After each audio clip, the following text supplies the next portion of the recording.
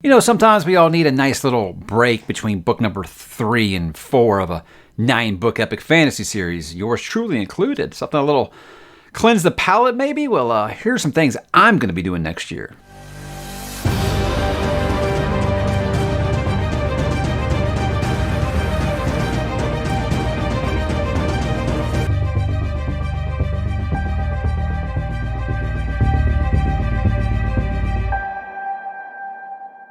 Hey, what's up, bookworms? Mike back with a little bit more of this 2024 preview that I am doing right now. Today, guys, we're going to be talking about some of those standalones and palate cleansers I'll be reading next year. I've got a lot of the big series kind of knocked off my list, but I will be starting several new series, which I talked about the other day. And whenever you're dealing with a lot of series, you feel like, okay, sometimes I just want something maybe a little standalone-ish or something that, you know, even if it's part of a series, I don't really have to do it back to back to back kind of thing. And that's what this is about. We need a break from some of those longer series, guys. So there's going to be no fantasy on this list. That's what I think is surprising about. If you're wanting a bunch of new fantasy series, I did just talk about new series I'm going to be starting next year, and almost all of them are fantasy. This is going to be a lot more standalone-ish, and as you know, there isn't a ton of standalone fantasy out there that I haven't read, at least at this point. I mean, there probably is, but you know what I mean. So, again, if you're looking for a lot of fantasy suggestions, I would say that one. This one, I'm going to be talking about 4 different genres. I'm going to be talking about horror, I'm going to be talking about science fiction, I'm going to be talking about westerns, historical fiction, and even a thriller. So that would be 5, not 4, correct? So we're off and rolling here with a great start, guys. So let's begin with the horror selections first. These are books that I'm going to be reading next year when I need a nice little break from something, beginning with The Deep by Nick Cutter. Now, I read The Troop, and I loved it. I read Little Heaven this year, really enjoyed it. Not quite as much as The Troop, but still really liked it enough to say I want to keep going with The Deep. The Deep seems like it's a book within the horror community that is either wildly praised or people just don't have very many nice things to say about it. So I'll be interested to see where I fall on it. But I feel like that's everything with horror. People either love it or hate it. The ending is always controversial. That's just something you're going to get with horror when it comes to all the time. But here with this, Nick Cutter, I really get those young Stephen King vibes when he was like vicious and he was just treating his characters very badly. I feel like that. But with this one, guys, the description of this kind of makes me think of something like Sphere by Michael Crichton, but with a little more of a horror twist to it. You know, kind of like what they tried to do with the Sphere movie, I think. So maybe like Sphere meets Event Horizon, which I did feel like Event Horizon was just a horror version of Sphere. But that's kind of what I'm getting from this description here. A plague is ravaging humanity, and a cure is kind of found in the deep in the Marianas Trench, and the research lab is 8 miles below, and it's gone silent. And now a research team is being sent to figure out what exactly happened. So, guys, you don't know, I am terrified of the ocean. This thing called thalassophobia. It's really more the fear of open space than it is just the ocean. But yeah, the ocean's a very big part of that. And I'm very scared of that. So I think this might actually be something that actually does give me the willies quite a bit. And I'm looking forward to it because, like I said, I feel like Nick Cutter's 2 for 2 for me so far. And I'm excited to begin this one. Next up, I don't have an actual physical copy of this one. I'll be reading this one on digital. This is going to be The Rats by James Herbert. Every time I talk about Stephen King books, I always get someone say, hey, have you read James Herbert? He's kind of the Stephen King of England. And that's obviously a recommendation that's going to get my attention. And I've been kind of kicking that one down the road a while, but I want to make sure I get on this list because I did talk about popular horror recently. You know, the popular horror books that I want to read. Well, that was kind of like some of the greatest hits that I haven't quite got yet. And James Herbert is one who's always been recommended to me. And The Rats, I mean, look, I already find rats kind of creepy. It might be mostly because of H.P. Lovecraft. The rats in the walls always kind of terrified me when I was younger. And look, I don't have a fear of rodents or anything like that, but if I saw a gang of rats coming at me, maybe with the idea of devouring me, yeah, I'd be scared. I'd be scared a little bit, and that sounds like that's what this is. Rat attacks just kind of start happening around the world, and they just begin to mob and just devour people alive. I don't know much of the plot outside of that. Like I said, with these guys, I usually just stick to like the blurb because I don't want to ruin these stories for me or for you, obviously. But James Herbert, I haven't heard very many bad things about him. And The Rat seems to be the one that I have just picked completely by random as where I want to start with Mr. Herbert. And I think that, again, rats, not really scared of them. But if that was happening in real life, yeah, I'd be absolutely terrified, as I think most of us would. And then lastly, guys, an author who has been recommended to me just ad nauseum whenever I talk about horror. That's Ronald Malfi, and I do own Come With Me. A lot of people wanted me to start with Black Mouth, but this is the one that I own, so that's why I'm going to start with this one. Again, anytime there's horror, people, I feel like it's a cheat code. People know that if you just say, oh, it kind of makes me think of Stephen King meets blank, it gets my attention. This has gotten tons of comparisons to Stephen King. I think even Stephen King has recommended it, saying that it reminds him a bit of some of the things that he did when he was in a certain phase of his career. So I read the description for this and I was like, that doesn't sound very horrific. So I think it might have a big twist that I'm not really expecting. Recently, widowed man follows a paper trail of what his wife was involved with before his death, and what he finds out has been going on kind of leads him down a path of, kind of his worst nightmares. So again, that could be anything. But if I'm getting that comparison to Stephen King, I'm thinking it's going to be kind of a personal journey, a character study, and kind of watching this gentleman's descent into madness as he learns what his wife was involved with before her untimely death. But again, I wanted to make sure that I'm getting more horror on the channel, not just in October, because I felt like I was kind of doing it a disservice. Always just kind of keeping it for October. So I want to kind of sprinkle it in through the year. And then that way I'm just doing like an overload in October. Because I will say with horror, at least for me, is I feel like I got to space it out a little bit. Because if I just read back to back horror, it starts to affect my mood a little bit, and I need something a little lighter, a little more fun. So I think kind of just sprinkling them in, once every month or every other month or so, I think that would be a great idea. But that's the 3 that I plan to start with this year. Let's move along to some science fiction here. Science fiction is also one I have kind of neglected a little bit on the channel. And I think that the great thing about science fiction, it seems like there is still a lot of good standalones left that I haven't read. It isn't quite as dependent on series as the fantasy genre seems to have become. So with this, I have several kind of older ones that I was able to go back to, and some more modern ones that, I just never really got to. And, I'm going to kind of work my way along all of those. But I'm going to begin, guys, with The Forever War by Joe Haldeman. I've got this one on my Kindle as well. This one I feel like is very influential, just because when I read the description of it, I was like, wow, I feel like that's been borrowed from several times. Very clearly is the author, I think about when the time period when this is written, was very, very clearly allegory for the Vietnam War, which, in America, that was when people were drafted against their will to go fight in a war that a lot of people didn't agree with, So I think he was very much just kind of speaking on that in that way. I think science fiction fantasy is lots of people have been able to do that without being too heavy-handed and without, just kind of put their personal bias and grinding their axe. But, they can kind of put their feelings into a story. Like you look at something like Starship Troopers, I think of. That's something I think that you can kind of draw that comparison of. That's kind of the vibes I get off this. But I mean, stop me if you've heard this one before. Humanity has been in an interstellar conflict for 1,000 years, and civilians are being randomly drafted to serve. So again, I very, very much just like, okay, I'm not going to talk too much about it, but I think there was one there was that movie they had on Amazon Prime like a year or two ago with Chris Pratt and, God, can't even think of his name right now.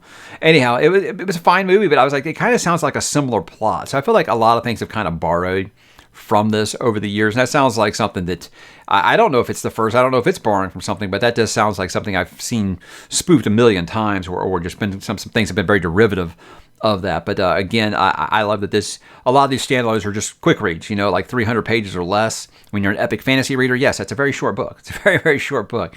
But I think that's going to be the one that I'm going to start with before I move along, guys, to A Canticle for Leibowitz by Walter Miller Jr. This one I had never really even heard of before I started this channel.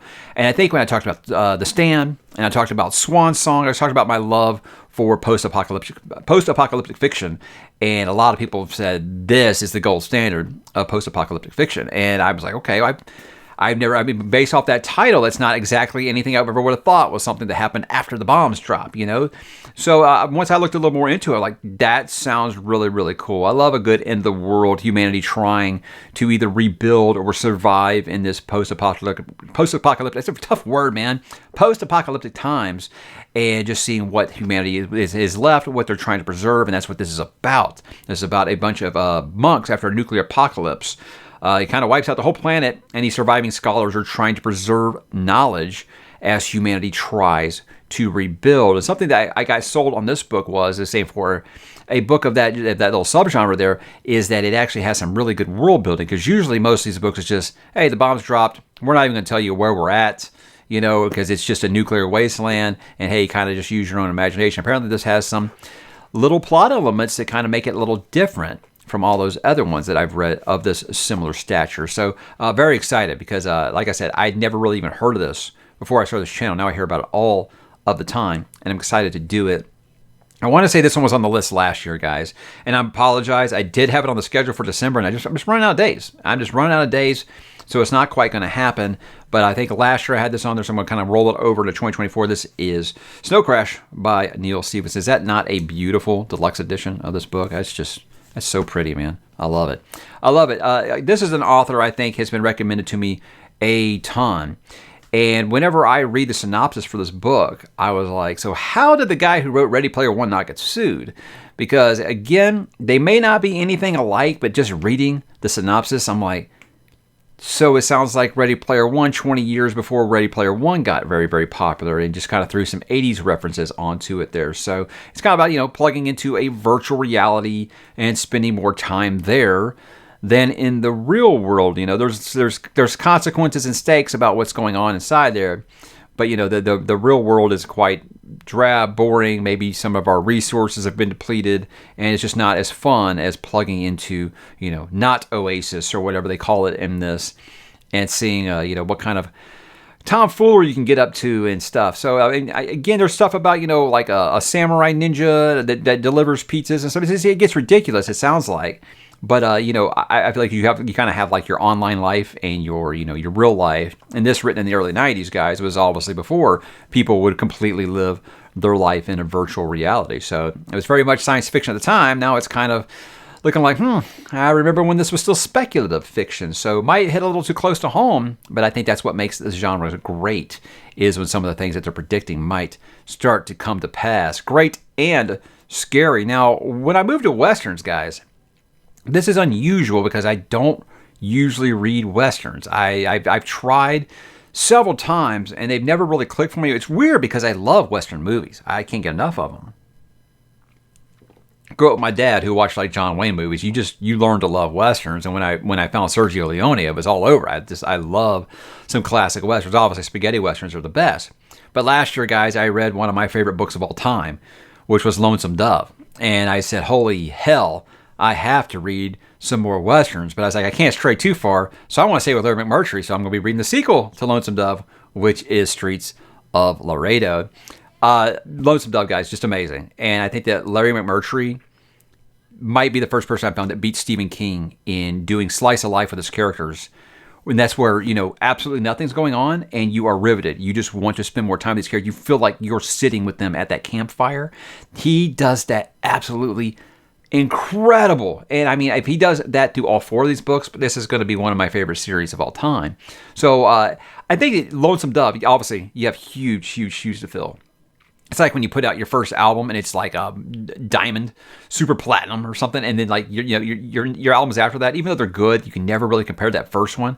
Think about the legacy that Lonesome Dove has. No matter what he put out, it was always going to be kind of compared to Lonesome Dove. Now, what I have heard from people who have finished it, Brian Lee Durfee being the main one, and I trust Brian when it comes to this because he's the one who really encouraged me to read Lonesome Dove, and he was right. So he has said he thinks the sequels are even better, or not even better. He's just saying he thinks that there are some that either stand on the same, level with Lonesome Dove, and he might even like one of the sequels better. I can't remember which one it was, if it was this or Comanche Moon, but he's saying that the sequels are great. It's just, you have that legacy that first book has. It's hard to make that comparison. So I'm excited to return to it, guys, because I absolutely just loved that book. I haven't stopped thinking about it, and I read it last April. So it's just an incredible book, and I am excited to see what he can do continuing with those characters. So Woodrow Cole and P.I. are now bounty hunters, and they're hired to track down a particularly nasty bandit that is terrorizing the Texas frontier. So yeah, at this point, anything Larry McMurtry writes, guys, I might have picked it up, and I might have it in my plans to read. It's going to begin with Streets of Laredo. And then the other two books in the series, I believe, are prequels, so I might actually see some of these characters I love in their younger, Texas Ranger days, and that sounds very, very exciting. So I have a second Western on here, and this is an author I feel like I've gotten some pushback because I was not crazy about Blood Meridian. Now, when it comes to Cormac McCarthy, I think he's an incredible writer. He obviously writes on a level that is far above my understanding. Because, like I said, if I could, I would write a paragraph in the description below of what this video is about, and people would, critique my punctuation, and they would call me idiots if I did not, use commas or I didn't use a period in the right place. But when Cormac McCarthy does it, he's a genius.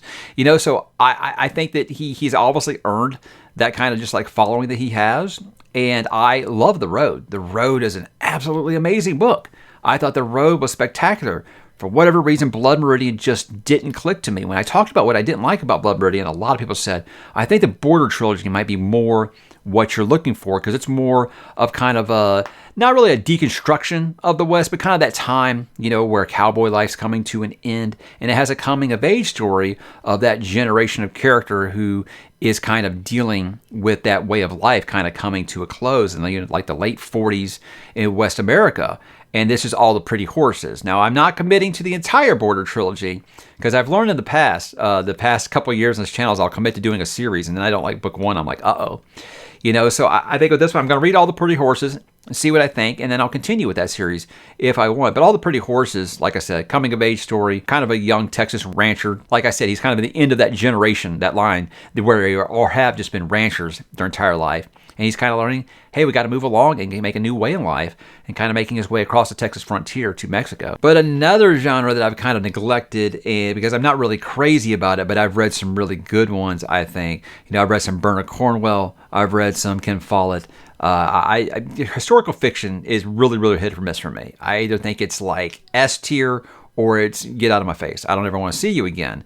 But guys, I think that probably the biggest one that I have on my channel coming this year, guys, is going to be Shogun by James Clavell. And now, if you've been watching the weekly updates, you know what I talked about. I had planned to read this when I heard that they were doing a new adaptation of it, because I really, really like the cast. I think the cast is really great. And I think FX makes quality programming. I trust them enough. I've complained lately about how they get fantasy adaptation wrong, or just really any adaptation. When they're adapting any book these days, I don't feel like they put their heart into it, and I talked about why. But with this one, I was like, FX is usually pretty reliable. The showrunner sounds like he's got a lot of love for the source material, and I said, I'll tell you what, why don't I watch the 1980 miniseries? Because I did it that way with Lonesome Dove. I watched the Lonesome Dove miniseries first, loved it, read the book, loved it even more. So I'm thinking that might be the case with Shogun. But then that trailer came out for the new series, and it looks amazing. I was completely blown away by it. So I said, okay, I didn't realize it was coming so early in the year next year. It's coming in February. And this is a monster of a book. It's a monster of a book. So I've got like a plan to kind of read it in parts. I know some people will hate that. But really, it's my way of saying, guys, I'm not really reading it in parts as much as I'm saying, this will probably take me about 3 months to read, because I am going to be reading other things with it. But if you don't know the story of Shogun, 17th century Englishman, lost at sea, winds up a prisoner in Japan, and he has to kind of adapt to that life and culture if he's ever going to be allowed to return home. Guys, this book has an amazing legacy. And I think the thing is the two books that people would constantly rail at me in the comments to read that was so outside of my comfort zone was Lonesome Dove and Shogun. So that's why I said those were the two that I wanted to get off of my list. So got Lonesome Dove now, loved it. This, obviously, book number 1 of the Asian saga, and that's a huge series, So I want to start with this one, and if it's even close to that 1980 miniseries, which I heard is very faithful, I'm going to love it, So I'm very excited. This is not a handsome edition of this book.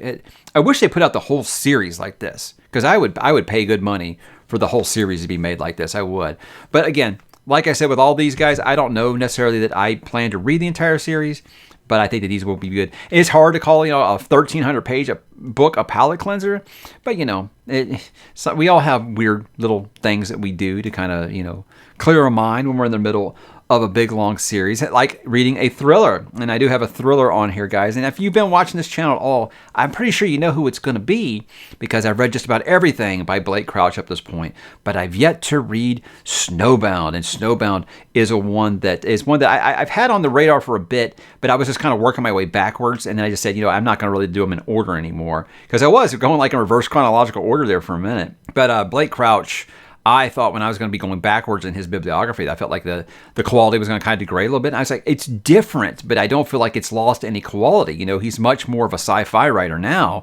But yeah, I think back, has seen some detective tales. I've seen some just kind of messing with time, a little bit of historical fiction in there, but he's always just going to be great at the thriller. I think he's really right up there with my second favorite author of all time, which is Michael Crichton. I feel like he's right up there next to him in the modern day Michael Crichton, and that he writes just like the techno thriller every bit as good as the man. And I mean, if Snowbound's anything like that, I think he's just going to continue to impress me with this one. A man's wife goes missing, so he takes his daughter and flees when he is a suspect, but they're tracked down by an FBI agent that says he knows that they are innocent because his wife was not the first one that this happened to. So his synopses are always like quick little hooks. I'm like, okay, well, I'm already interested. That's no different, I think. I think when I read this year, I read Run, and I read the Andrew Z. Thomas trilogy, which were all good. I mean, I read Run in one day. I mean, that's how good his stuff is. So it's just epic page turners, man. But yeah, I feel like with these, he's kind of got a little bit more almost into like that cop drama. I recently learned he's a very big fan of Thomas Harris, which is one of the authors I put on my what list did I put that on? Was that the new series? I can't even remember if that's one of the ones I put on the new series or not. Anyway, Thomas Harris, Silence of the Lambs is a book I've always had on my list of books that I wanted to read. So when he encouraged me to read a Thomas Harris book before I read another book by him, I don't know if that'll quite happen because I did already have Snowbound in my plans. But when Blake Crouch tells me read Thomas Harris before you read another one of my books, well, I think that's a ringing endorsement. But I can definitely see if that is the influence for some of these earlier books, then hey, maybe I'll really, really end up liking Thomas Harris. I wouldn't be shocked. I mean, it's a very, very, very popular author. Wouldn't be shocked if I liked the Hannibal books. But Snowbound, I think that'll be probably one of those. It looks pretty short, so it'll probably be another one of those 1 or 2 day reads.